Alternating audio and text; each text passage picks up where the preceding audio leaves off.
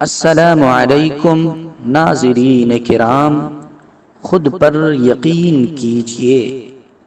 ہرن کی رفتار تقریباً 90 کلومیٹر فی گھنٹہ ہوتی ہے، جبکہ شیر کی زیادہ سے زیادہ رفتار تقریباً 58 کلومیٹر فی گھنٹہ ہے۔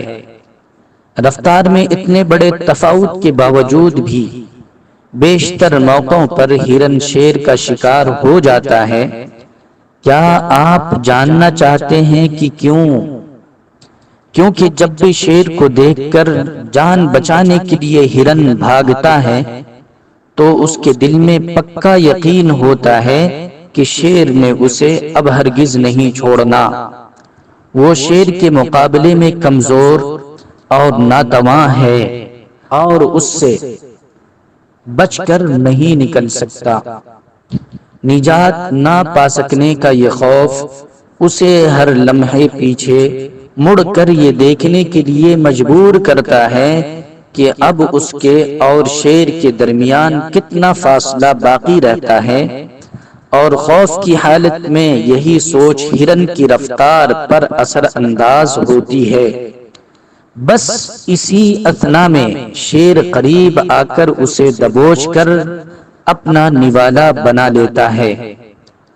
اگر ہرن پیچھے مڑ مڑ کر دیکھنے کی اپنی اس عادت پر قابو پا لے تو کبھی بھی شیر کا شکار نہیں بن پائے گا، اور اگر ہرن کو اپنی اس صلاحیت پر یقین آ جائے کہ اس کی قوت اس کی برق رفتاری میں چھپی ہوئی ہے، بالکل ایسے ہی جیسے شیر کی قوت اس کے حجم اور طاقت میں چھپی ہوئی ہے، تو وہ ہمیشہ شیر سے نجات پا لیا کرے گا۔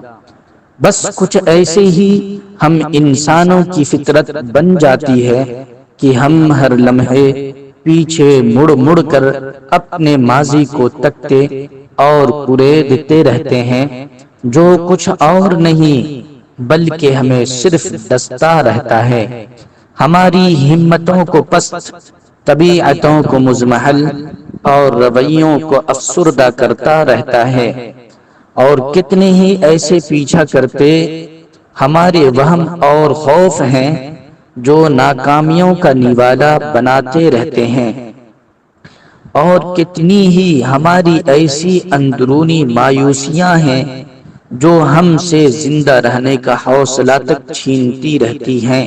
ہم کہیں ہلاک نہ ہو جائیں کی سوچ کی وجہ سے اپنے مقاصد حاصل کرنے کے قابل نہیں بنتے، اور نہ ہی اپنی صلاحیتوں پر کبھی اعتماد کر پاتے ہیں۔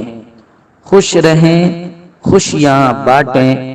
اللہ رب العزت ہمیں بھی خوشیاں نصیب فرمائے اور آپ کو بھی۔ والسلام علیکم ورحمۃ اللہ وبرکاتہ۔